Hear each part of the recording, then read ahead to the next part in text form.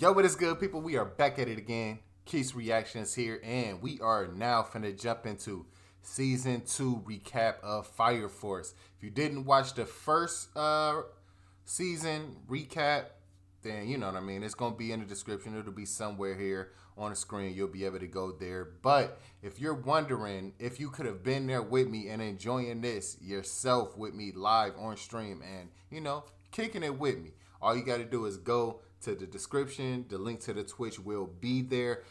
I am a huge anime fan. I love Fire Force. It's one of my favorite new gen animes that did come out around that time. For me, it was Fire Force, and honestly, I want to say I watched Fire Force around the same time I started watching My Hero Academia, and I also started watching Attack on Titan all around the same time. And I want to say Soul Eater too. I started watching all of them around the same time. But Fire Force is a fire anime. I thoroughly enjoy it, and I'm excited for season 3. We're doing this recap now, so when season 3 gets going, we'll be able to know exactly what's going on, because it's been years since I watched Fire Force. But let's get right to the season 2 recap right now. Months later, Shinra is still determined to find a way to turn Infernals back into people and unravel the mystery of the Evangelist and the Adola Bursts. At Company 8, Maki, Iris, and Tamaki take Shinra shopping for clothes for Lieutenant Hinawa because of his poor dress sense. They are interrupted by a series of explosions, and when Shinra goes to investigate, he is attacked by a giant sentient infernal which shoots balls of fire from its mouth. Arthur arrives and assists Shinra before the rest of Company 8 arrive and prepare to attack. Working together, the group temporarily defeats the Infernal, but Victor discovers that it has 5 separate cores within its body, which must each be destroyed. It's a bunch of different, the Infernal revives, and the team collaborate to destroy the cores within its arms and legs, while Shinra attacks and destroys the central core with his powerful Rapid Man Kick. Shinra meets Captain Soichiro Haig of Company 4, accompanied by Haig's granddaughter at the 8th, Lieutenant Asako. They are met by instructor Pert Ko-Pan, who takes Shinra to Haig. She surprisingly asks Shinra to burn him, and he is prompted by a goading of young woman's voice inside his head to use his full power. Haig reveals that he has seen the Netherworld through what Shinra calls the Adola Link and wants to return, whether it is heaven or hell. From afar, white-clad Haomiya comments to Charon that the woman known as the First Pillar continues to tempt Shinra to use his Adola Burst. Shinra loses control, and Haig realizes the situation, so he forces Shinra outside, where Arthur appears and intercedes to prevent Shinra using his full power.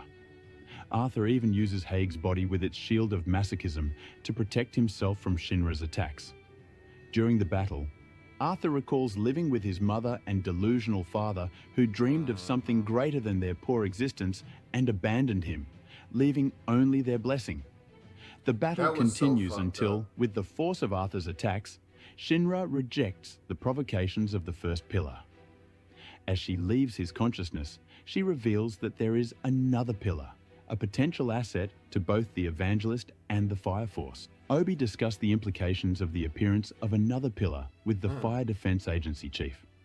Meanwhile, school student Inka Kasugatan uses her uncanny ability of smell to detect the faint odor of a house that is about to burst into flames. She gathers her accomplices, Panda and Sancho, and they head to the location, preparing to burgle the property once it catches alight. She saves the aged resident, but not before relieving him of all his money. Later, the First Pillar appears to Inka, piquing her interest. Suddenly, houses in the area start bursting into flames, and Inka gleefully predicts their location like a musical conductor. As Company 8 races to the scene, Obi mentions the existence of the fire thief schoolgirl, whom he suspects may be the 5th pillar. The company arrives and splits up to tackle the Infernals who are creating the fires. Shinra is assigned to find the fire thief, and Arthur to stop the plasma user.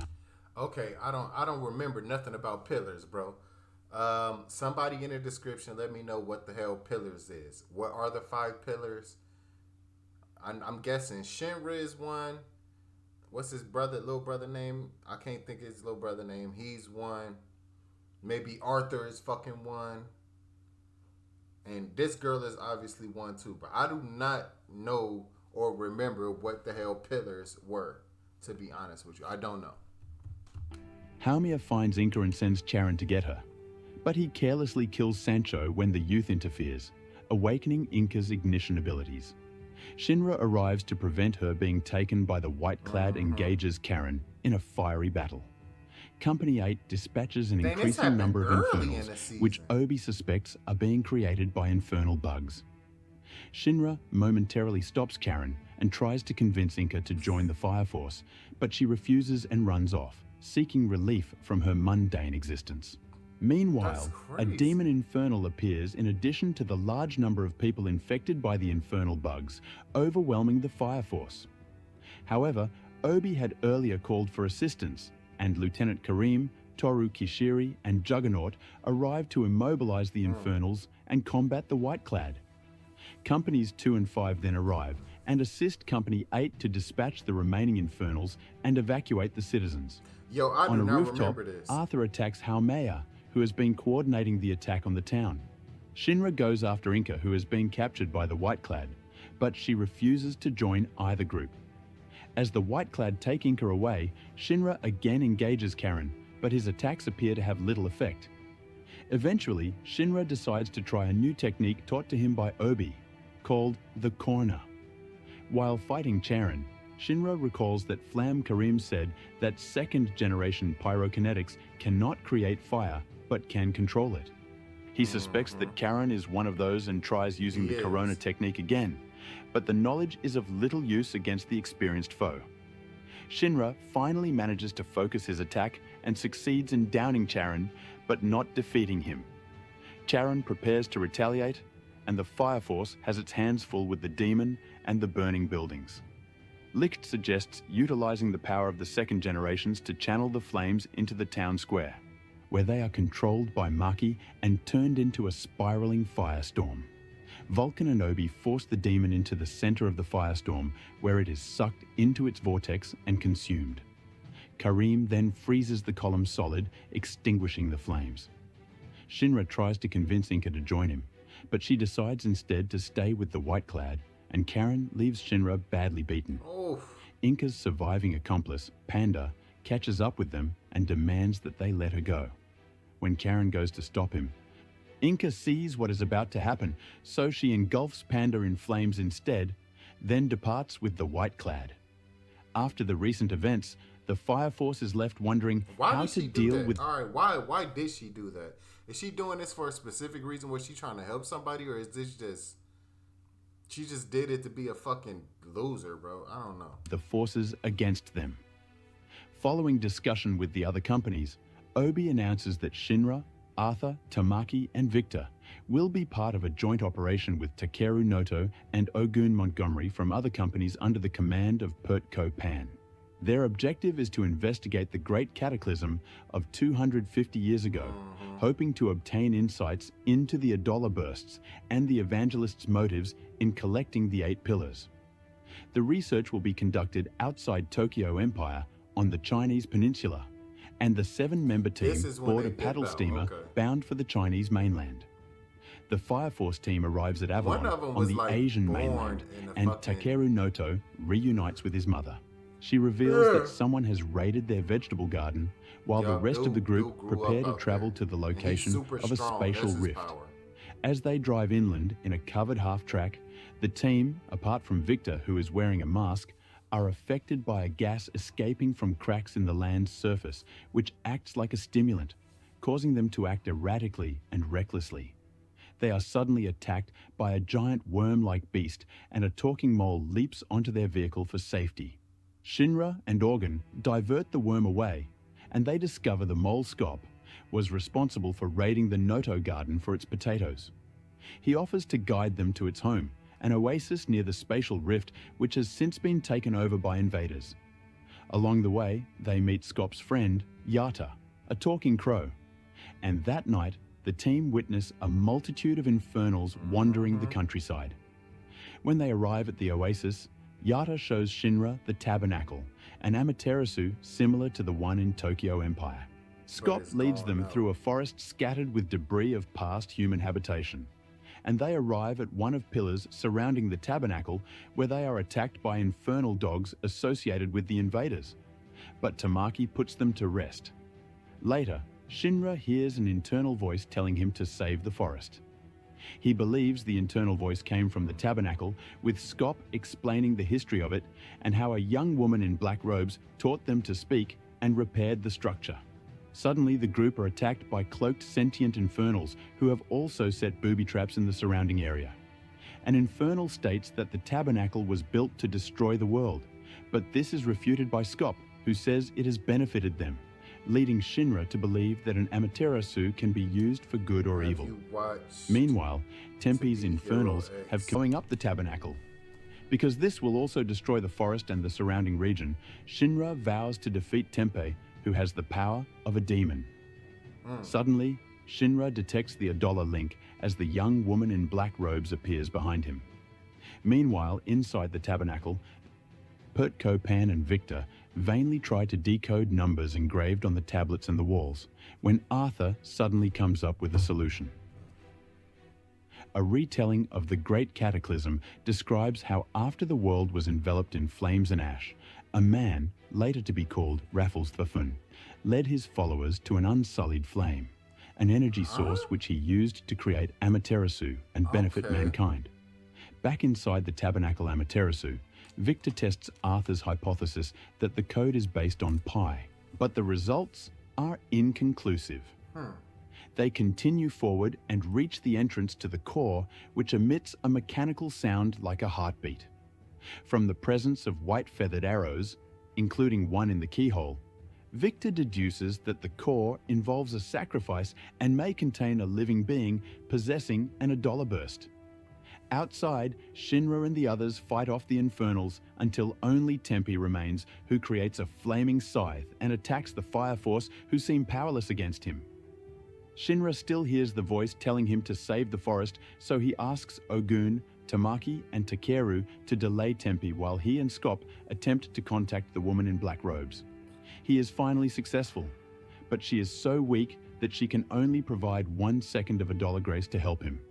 Shinra believes that will be just enough for him to defeat Tempe.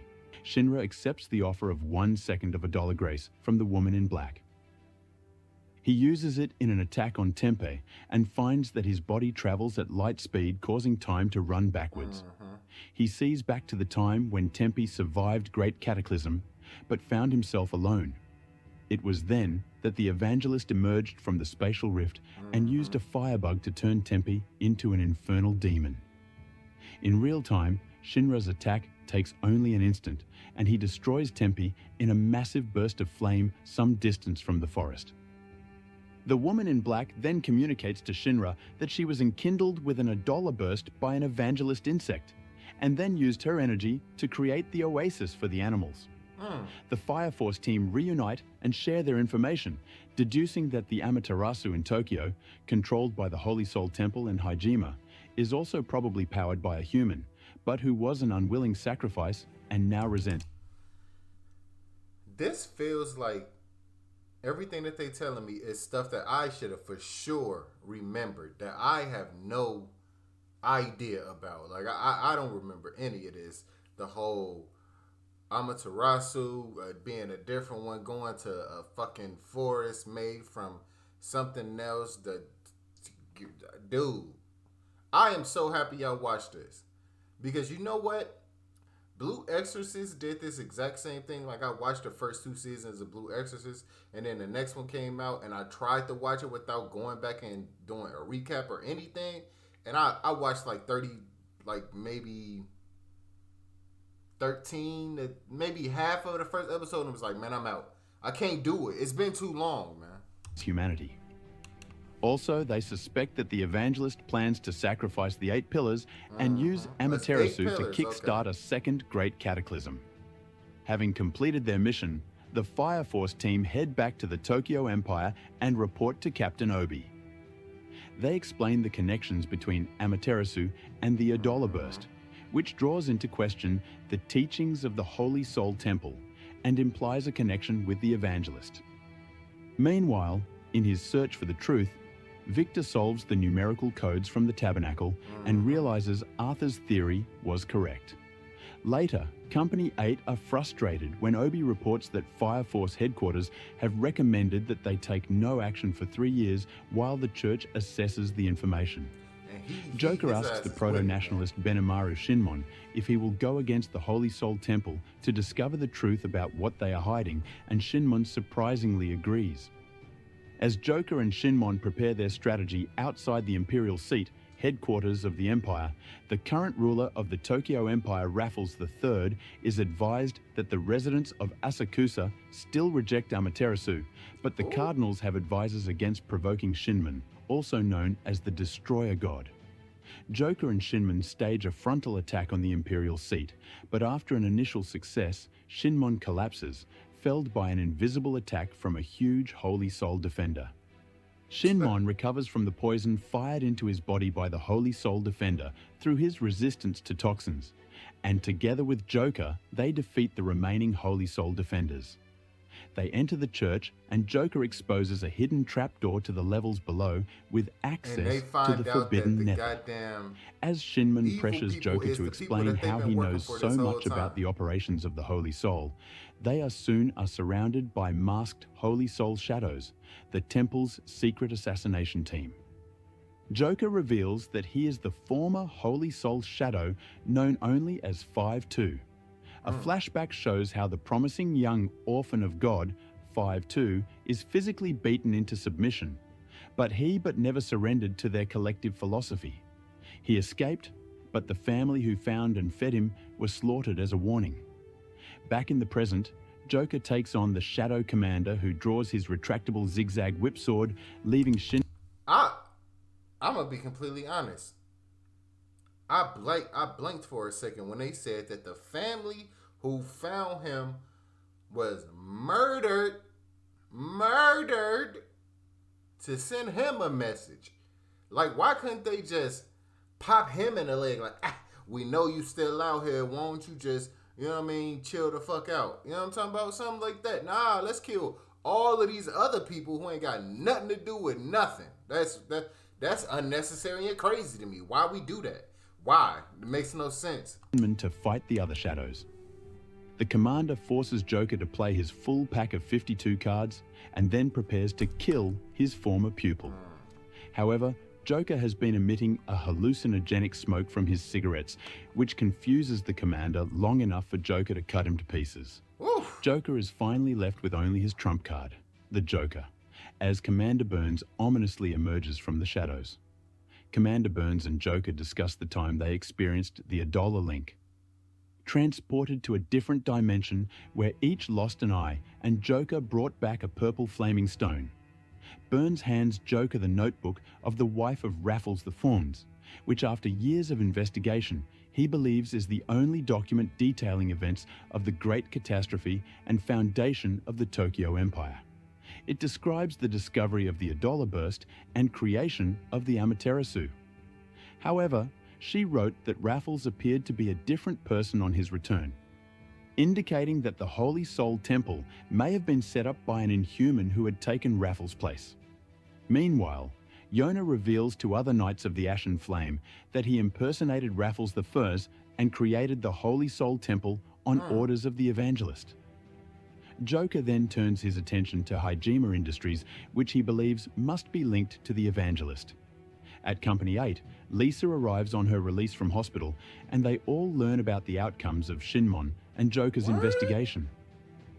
Victor is called into Hijima Industries following his report on the Chinese Peninsula expedition. He meets company president Gureo Hijima, who asks Victor to bring Shinra to them. After Victor leaves, Hijima orders that he be eliminated because he has learned too much. Victor reveals to Company 8 that he is a Hijima spy, but they already know this. We knew that already. He divulges Hijima's plan to capture Shinra, which Victor sees. Imagine being employed and need to watch this recap first. Blah, blah, blah, explain, video later, me as fuck. As an opportunity to further investigate their link to the Evangelist. Shinra agrees to accompany Victor to Hajime, while Company 8 prepares to back him up. Meanwhile, at Hajime Industries, experiments on promising children continue, this time with Nataku Son, who was ignited by Rekka Hoshimiya's insect. Nataku is forced to fight Yuichiro Kurono, who calls himself Uncle Reaper, and the boy is easily defeated. On his way to Hajime facility, Shinra recalls his bitter experience with the bully Kurono when he was held at Hajime Industries from the ages of 7 to 12. He enters the facility and feels a connection to Nataku. Hold on.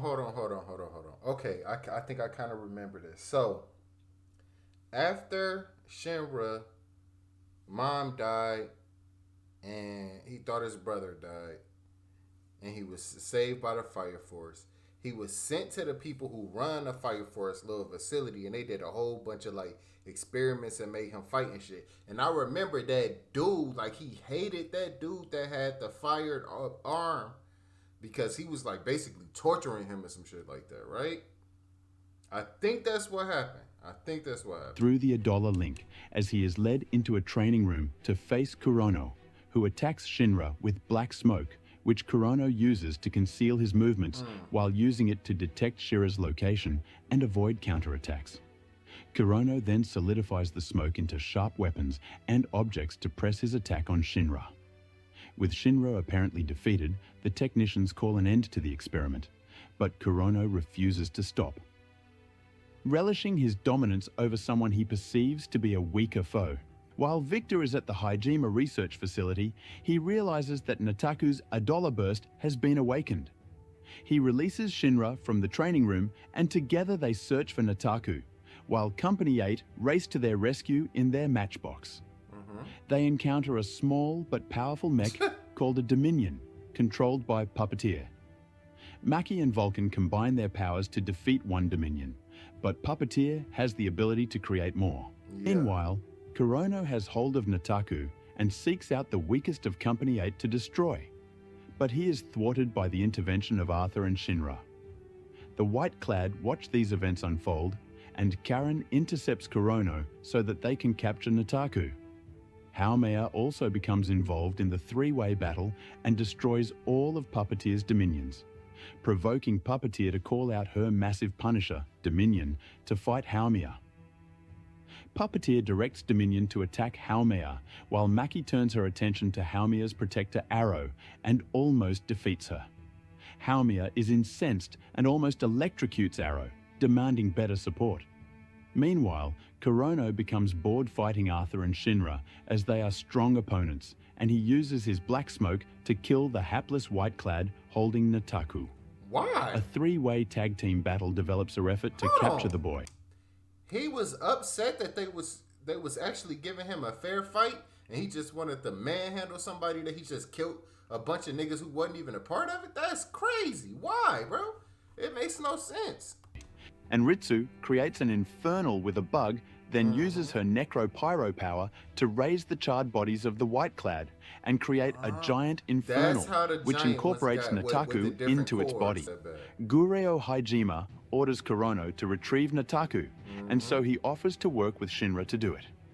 However, Haumea sends an electric pulse into Nataku, increasing his level of dopamine and beta endorphins.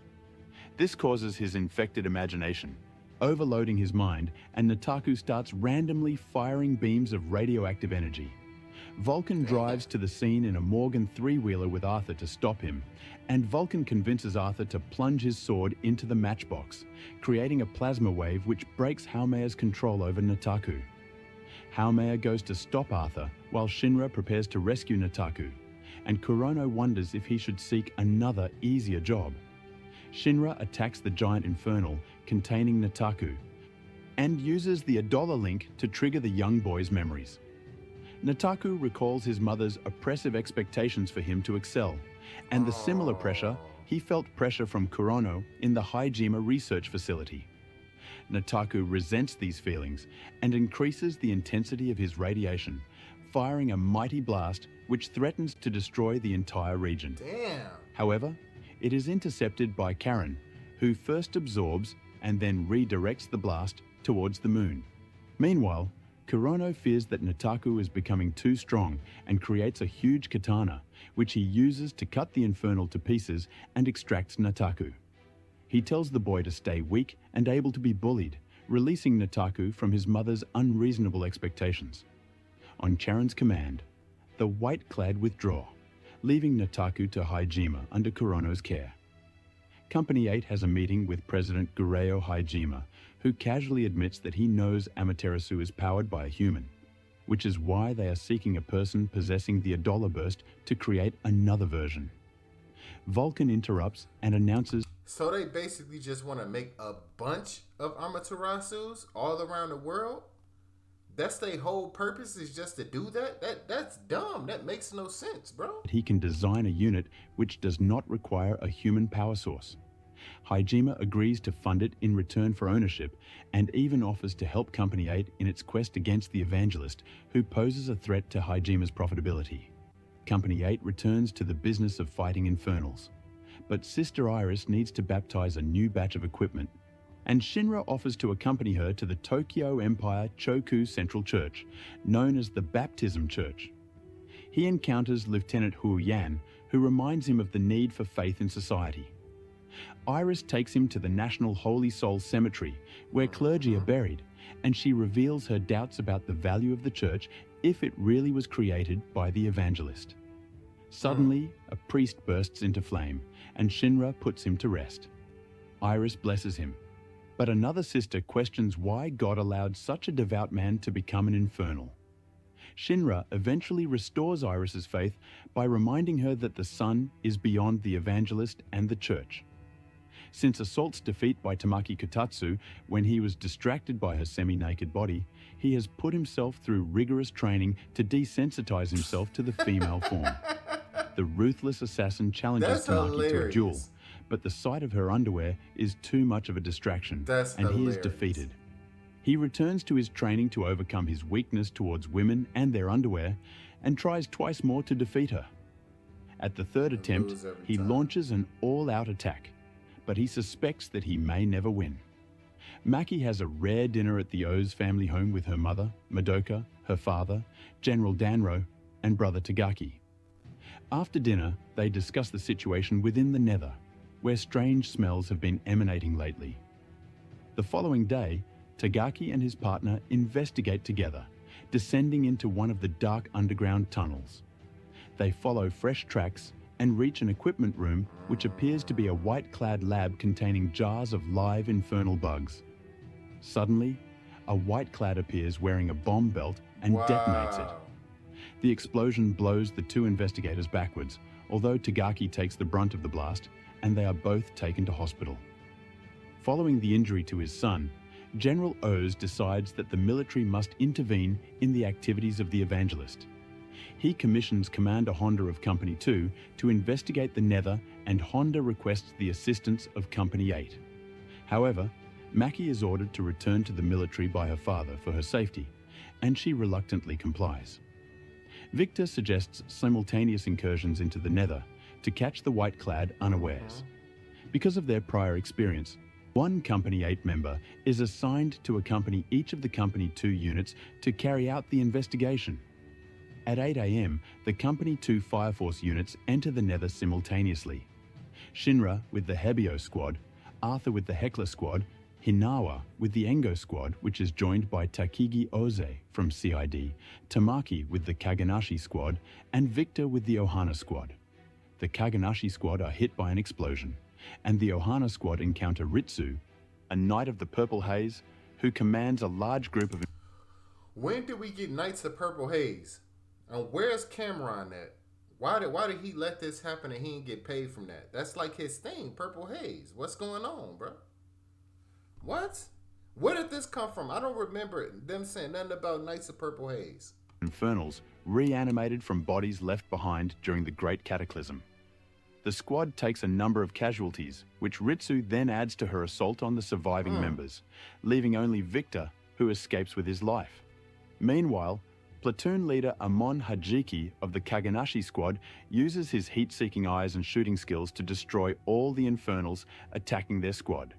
However, he is suddenly killed by the Medusa whip-wielding Orochi of the Purple Haze. Orochi attacks Tamaki, but although her flame-based whip can only cut Tamaki superficially, she slowly gains the upper hand. The shy Juggernaut overcomes his fears and attacks Orochi to save Tamaki, but the Purple Haze Knight uses her Medusa whip for both defense and attack. She slices at the oversized uniform of Juggernaut, cutting into his body, component placement, but he eventually finds his strength as a weapon of destruction and launches a massive bomb of fire at close range which destroys Orochi and avenges Hajiki. Following destruction of Orochi, Juggernaut lies badly wounded from her attacks and cannot move. Tamaki sends the remaining Infernals to their rest, but is then attacked by 2 more Purple Haze Knights. Fortunately, she is saved by the arrival of Gustav Honda and Captain Obi. Meanwhile, Hinawa and Oza come under attack by Iron, another Knight of the Purple Haze, who uses his fire abilities to harden the iron in his body to the steely hardness of martensite. While Oz deflects Iron's flames, Hinawa keeps shooting at Iron's vulnerable joints, and they eventually defeat him. Elsewhere, Shinra is attacked by Dr. Giovanni, who reveals that the white-clad lab they found was a trap laid to lure the Fire Force into the Nether so they could be defeated. Giovanni has genetically transformed his body using a dollar to incorporate the features of insects and begins attacking Shinra until Arthur joins him. Back with Tamaki, Obi takes out the first knight, Sasori, and Honda headbutts the second knight into a wall. Licht finds them and deduces from the distribution of Infernals that the White Knights intend to destroy the underground Nether facilities, so Honda orders the withdrawal of the surviving Fire Force. Meanwhile, the White Knight, Ritsu, absorbs the additional power of the dead fire soldiers who have become Infernals and prepares to destroy the Nether, collapsing the Tokyo Empire into the ground. Shinra and Arthur continue their battle. I'm not like doing too much reacting and talking through this because honestly I'm trying to figure out what the fuck is going on. I don't remember any of this. I have no idea what's going on, but it's coming back at the same time. But I'm not gonna lie, I'm going into this 3rd season blind, bro.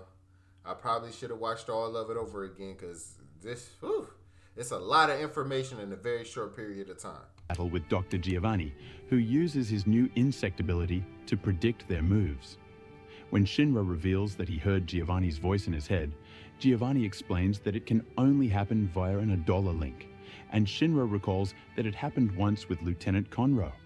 Meanwhile, Licht explains to Commander Honda that the Evangelist plans to destroy the center of the Tokyo Empire by exploding Infernals which have been strategically arranged within the Nether. He suggests that Maki may have the power to redirect the blast, even though they may all be incinerated underground. Maki prepares for the challenge against the objections of her brother Tagaki Oze, who states that as a girl, she is too frail. Ritsu commences the explosions of the Infernals, and Maki and Tagaki collaborate to redirect the flames to the lower levels of the Nether through narrow passageways, neutralizing them. Dr. Giovanni is surprised when the explosion is foiled, but escapes by transforming into a myriad of insects even after Arthur severs his head. The Fire Force survivors return to the surface, and Honda acknowledges the effort of Company 8, stating that the Fire Force and military must unite to defeat the Evangelist. Maki happily returns to Company 8 with the grudging acceptance of her brother and father, General Ozi. Shinra and Captain Hibana visit Conroe at the 7th to discuss his possible connection via an Adola link. They arrive and find him being attacked by a white-clad, but Conroe kills him with a katana, avoiding the use fire because of his tephrosis. Conroe then explains that he experienced Adola 2 years earlier when he fought a demon which seemed like a doppelganger of himself. The demon gave him a telltale scar and caused his tephrosis when he destroyed it using the hysterical strength of his fight-or-flight response. Shinman determines that Shinra has improved his fighting skills and offers to teach him how to access this strength. Later, Shinra, Arthur and Tamaki visit him for the lesson, and he begins to test the 2 boys by fire. However, he assigns Tamaki to see if she can deal with the twin sisters Hikage and Hinata, who decide on a game of tag. Tamaki initially does not treat the game seriously, but after being initially beaten by the sisters, she draws on her resolve to push her Nekomata ability to become a fire cat and beat them. Shinmon praises her for peeling away her layer of self-restraint. However, he is taken aback by the peeling away of her clothes as part of her Lucky Lecher Lure syndrome. Shinra and Arthur continue their intense training, enduring a series of proto-nationalist hazings which pushes their bodies to the point of unleashing their hysterical strength. Shinmon goads them into a fight, but after hours of intense combat, he still defeats them with little effort. Shinra has exhausted almost all the oxygen in his body, and he enters a semi-conscious state facing death. But his survival instinct kicks in and experiences an $1 link while covered in blue flames. Meanwhile, Conroe is visited by Hibana and Company 6 Captain Kayoko Huang, who examines him and determines that an $1 link is still present in those bearing a scar from their contact with $1. Assuming the White Clad is attacking other marked ones, Hibana prepares to warn Captain Haig, but he is killed in his office by a White Clad with a golden hand. Meanwhile, Shinra sees his mother, Sho, and Haig's death through his $1 link. These events prompt Shinmon to unite the 7th with the rest of the Empire, while the 8th and their new Fireforce allies prepare for the upcoming war with the Evangelist. The Knights of the Ashen Flame overlook the city and prepare for a final assault on the Tokyo Empire. So it seems like season 3 is like gonna be the final season. Cause what would be the point of doing another season after this? Like, basically, all the different sides finna come together and they finna battle it out to see who gon' win the world, who gonna be the ones that take the world over, basically. Okay, bro, I'm excited. I'm excited, man. It seems like it's gonna be a good one. I'm not gonna lie.